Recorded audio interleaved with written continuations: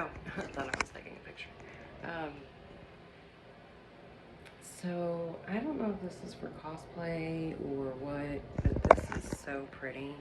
Y'all, we'll never have a finished bathroom ever, ever, ever, ever. Yeah, I just need to trim up the bangs, but I love this one. I never wear it. I've had it for a while. I never wear it because of the bangs. I'm scared to cut them, but this is so soft. And I love the color. I think it's easier to see it in real life than it is on camera. But it's like a purplish pink color at the bottom, like an ombre, you know, from brown to that. And I've always wanted something like this, so now I can wear it and take it off. And by the way, my natural hair is looking great. I'll wash it tonight and get it all pretty. Yeah, see, I gotta cut these and show y'all tomorrow how much better it's looking. I've been taking my collagen shots and you know, just really taking care of my hair. Had it wrapped up and put oils on it. Obviously, take my vitamins. You know, a lot of what you put into your body affects your hair, skin, I mean, even like your eyes, your fingernails, everything. Do you remember learning in school that carrots help you see? They've got uh, vitamin K, which is very important. So vitamin K also helps coagulate your blood. I was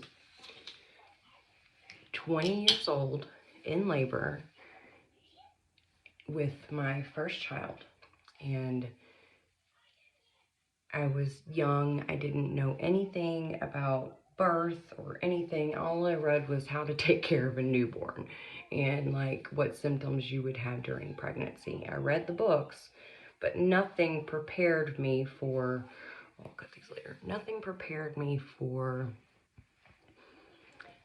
what I went through and what my daughter went through in my belly. So I go into labor, I think it was like May 29th, May 30th or so.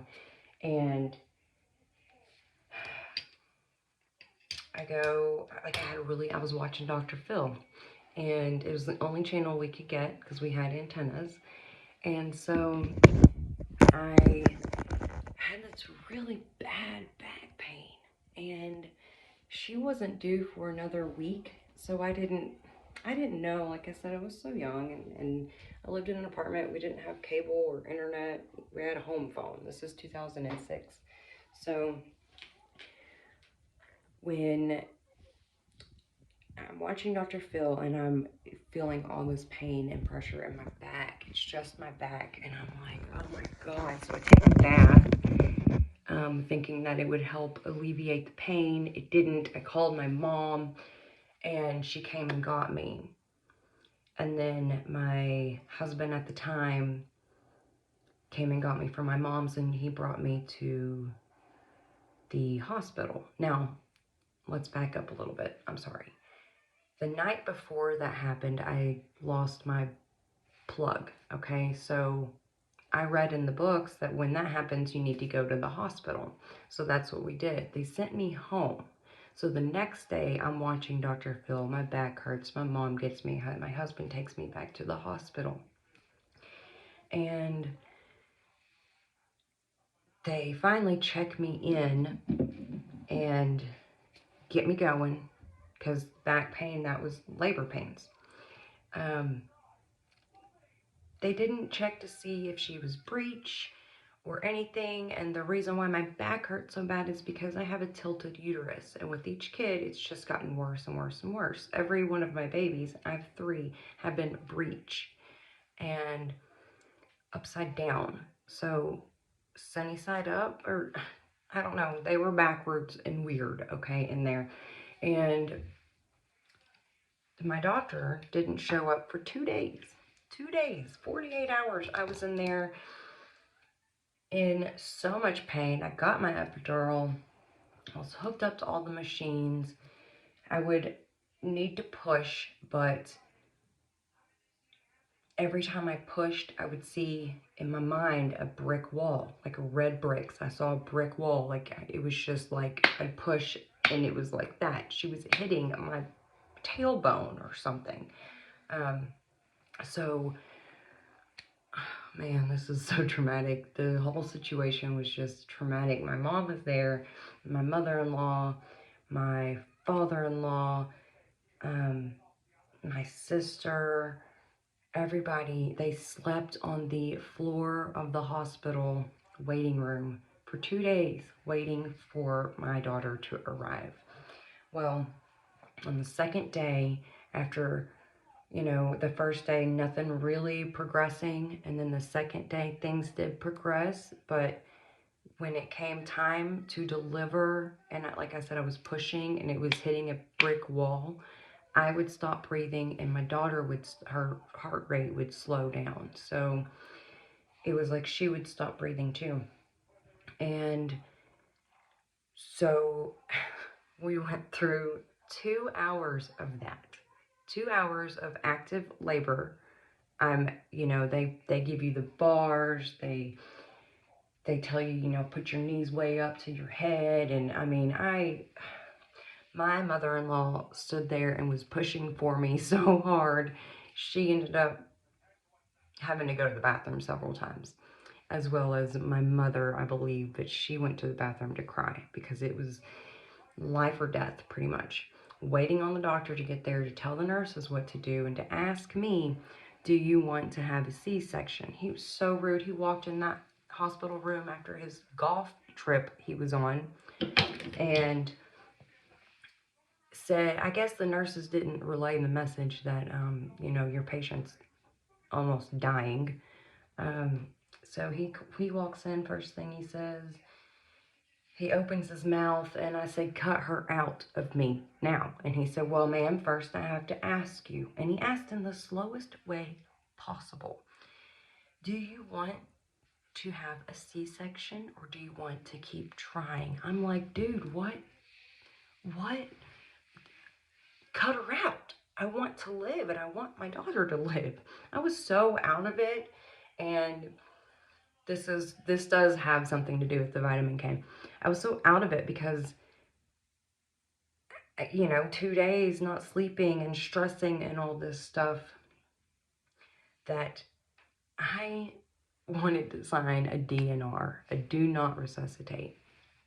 Those nurses were like, ma'am, so you want to let us let you die and have a baby without a mom? And then I was like, oh, you know what? No, I'm just very dark. I'm like, don't bring me back to life. God probably wants me to die. Anyway, so, man, so we go into the emergency C-section room. Every other C-section, they prep much differently than when it's an emergency C-section. So I go in there and they strap my arms down. I wasn't strapped down with any other baby, but they strapped my arms down and had me have this machine next to me because while he was, oh man, so they cut me open and they find out she's breech, she's sunny side up. And so her body's the other way and her feet are where they're not supposed to be. So she's not only breech, she's flipped, if that makes any sense. So he has to get the nurse to push her because she had been crowning. They had to push her and pull her. I don't know how it worked. Because I don't know, because I was out of it. But anyway, they pushed her back up through the birth canal and pulled her out through my open uterus. So because I was open for so long, I lost too much blood. So what they did is they hooked me up to that machine, and it had vitamin K, which coagulates blood. It stops the bleeding. But I'm laying there strapped, no idea what's going on. I didn't know I was nearly dying from, you know, loss of blood.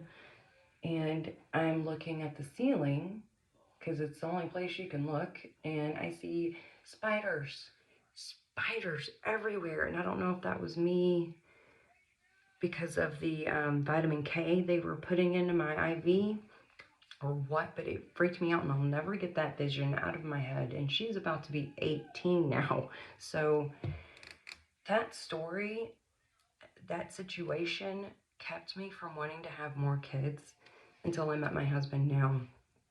And I felt brave enough, or you kind of get amnesia, like, but I don't have amnesia from her, but you do get amnesia. A lot of moms do from like from childbirth. Like you have a baby and then, months go on and you've forgotten how traumatic that was, and then you want another one. Well, in my case, I never forgot that trauma. My body never forgot it. So it keeps going. My doctor, and actually he delivered my friend's baby too, and she had her umbilical cord wrapped around her neck, nearly killed her. He's not a good doctor, and for some reason he has great reviews. It's the town I live in. Anyway, so um I forgot where I was at.